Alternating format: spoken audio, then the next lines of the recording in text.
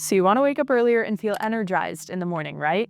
Well, I've trained my body for the last 6 years to naturally wake me up between 6 and 7 a.m., and it's all thanks to my nighttime routine. And in this video, I'm going to be spilling all of my secrets about it and guiding you through step-by-step how to build a nighttime routine that is going to set you up for success in the morning. Step number 1 is optimization. First, we have to make your room work for you, so we want to optimize your sleep environment to the best of our ability.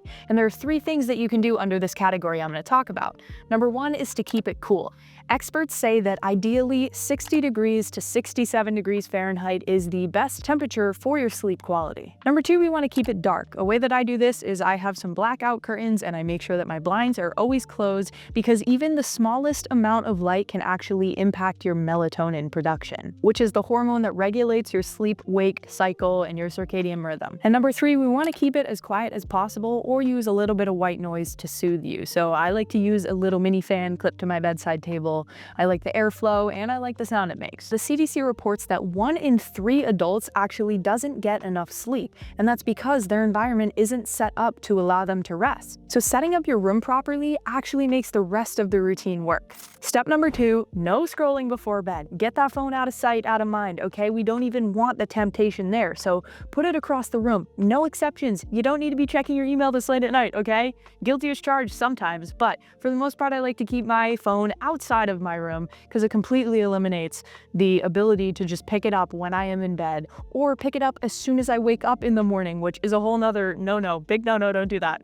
There are a plethora of studies out there that show that using your screen before bed, having that screen time, scrolling and whatnot, reduces your sleep quality and shortens your sleep duration. So do whatever you need to do to set that firm boundary with yourself and hold it. By the way, if you made it this far in the video, I don't want you to snooze on hitting that like button and subscribe button. It's completely free, helps me out a ton. I have a goal of getting monetized and I can't do that without your support, which I'm very grateful for. Enough jibber jabber though, let's get back to the video. Step number 3, set the vibe.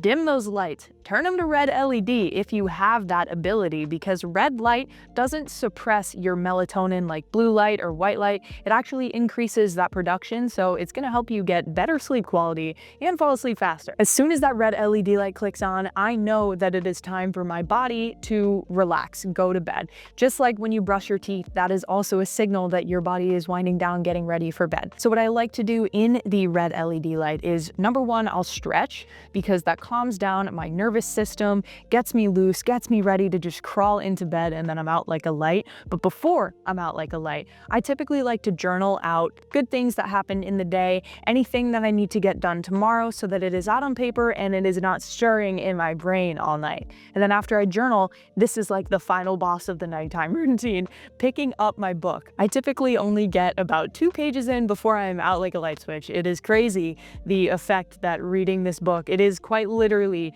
the final boss level of the nighttime routine, and I encourage you to try it as well and see how it works for you.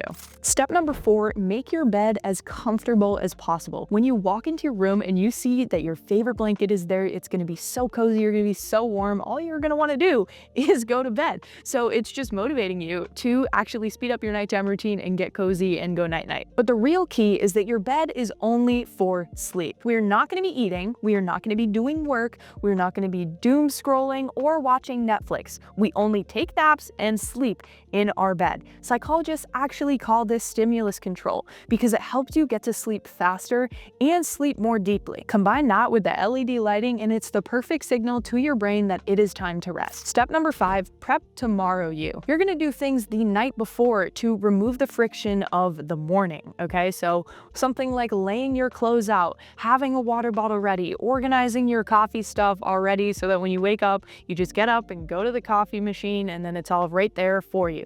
Just something that is going to be so much easier when it's already done, because adults are making decisions 24/7, right? We are actually making over 34,000 decisions in a day, and decision fatigue is so real. So when you eliminate that friction, you're allowing yourself to get a jump start on the day and actually get moving forward without even having to think twice. Step number 6, stick to a non-negotiable bedtime. One thing that I like to do is treat things in my life like a mini appointment. just like it would be like a doctor's appointment. You can't miss that. You have to get to it. So for me, a bedtime routine and having a time set is that appointment. I have an appointment to get into bed. I have an appointment to journal before bed, turn on that red LED light, and then I am out like a light.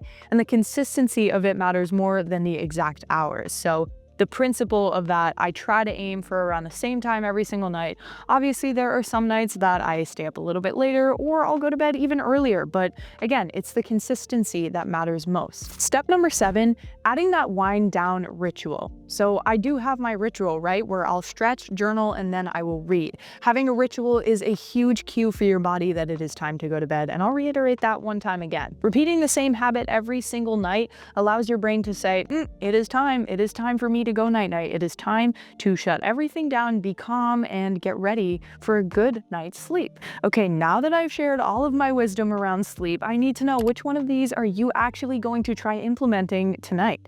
Comment it down below and stick around because you are so awesome.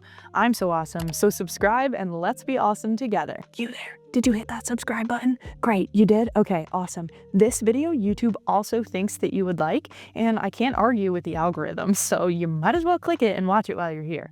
All right, I'll see you next time.